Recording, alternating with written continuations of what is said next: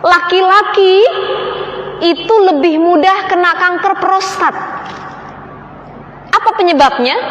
Ternyata penyebabnya adalah dari, mohon maaf, hayawanatul manawi kalau dalam bahasa fikihnya, air sperma yang tidak disalurkan. Jadi menurut penelitian medis itu dari beberapa kuesioner ya, beberapa orang yang diambil pendapatnya, dipinta pendapatnya, ditanya, dipisahkan. Ada yang laki-laki itu mereka sudah berkeluarga, sebagian juga ada yang belum berkeluarga. Dari yang sudah berkeluarga itu ditanya, dipisahkan, mana yang kira-kira hampir rutin berhubungan intim dengan istri. Ada yang seminggu 3 kali, ada yang seminggu 4 kali. Kalau pengantin baru biasanya sehari 4 kali ada juga ya Bu ya. Beda sama pengantin lama gitu.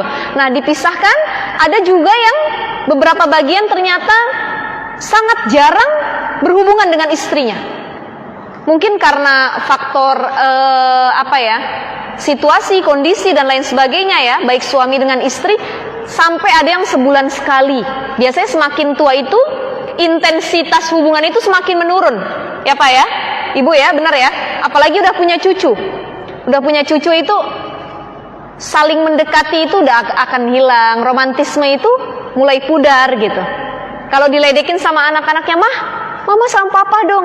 Ah udah deh gitu. Jadi sudah semakin menurun keinginan hasratnya juga.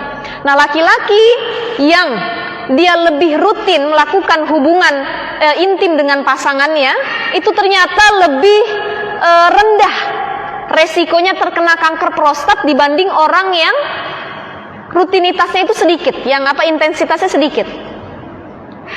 Makanya kalau punya suami, salah satunya laki-laki, agar laki-laki tidak kena kanker prostat dalam penelitian medis itu, minimal dalam seminggu mereka harus mengeluarkan hayawanatul manawinya itu 3 kali dalam seminggu. Kalau kurang dari itu bisa menyebabkan resiko kanker prostat. Ya, kanker prostat. Kenapa Bu?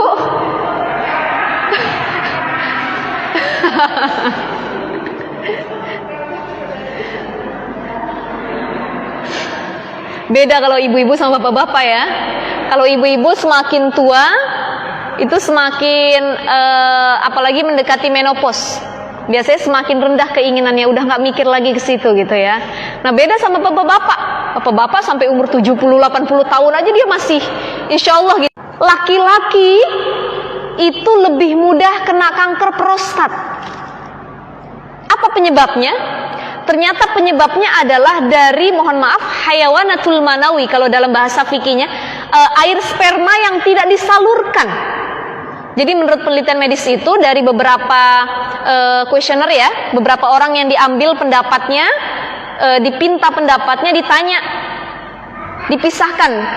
Ada yang laki-laki itu mereka sudah berkeluarga, sebagian juga ada yang belum berkeluarga. Dari yang sudah berkeluarga itu ditanya, dipisahkan, mana yang kira-kira hampir rutin berhubungan intim dengan istri.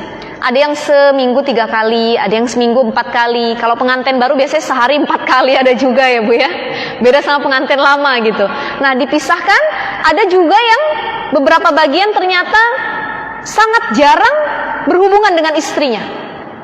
Mungkin karena faktor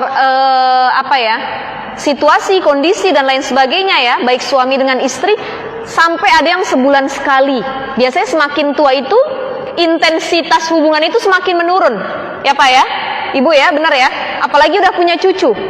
Udah punya cucu itu saling mendekati itu udah akan hilang, romantisme itu mulai pudar gitu.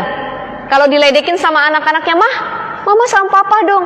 Ah udah deh gitu. Jadi sudah semakin menurun keinginan hasratnya juga. Nah laki-laki yang dia lebih rutin melakukan hubungan intim dengan pasangannya, itu ternyata lebih rendah resikonya terkena kanker prostat dibanding orang yang rutinitasnya itu sedikit, yang intensitasnya sedikit.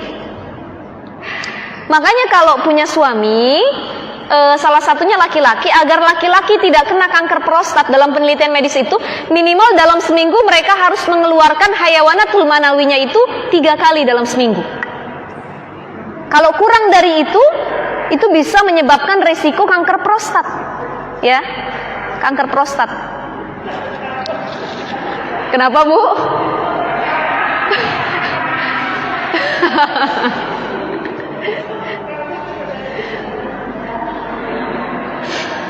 Beda kalau ibu-ibu sama bapak-bapak ya. Kalau ibu-ibu semakin tua itu semakin apalagi mendekati menopause, biasanya semakin rendah keinginannya, udah nggak mikir lagi ke situ gitu ya. Nah beda sama bapak-bapak. Bapak-bapak sampai umur 70-80 tahun aja dia masih insya Allah gitu, masih jiwa muda gitu ya.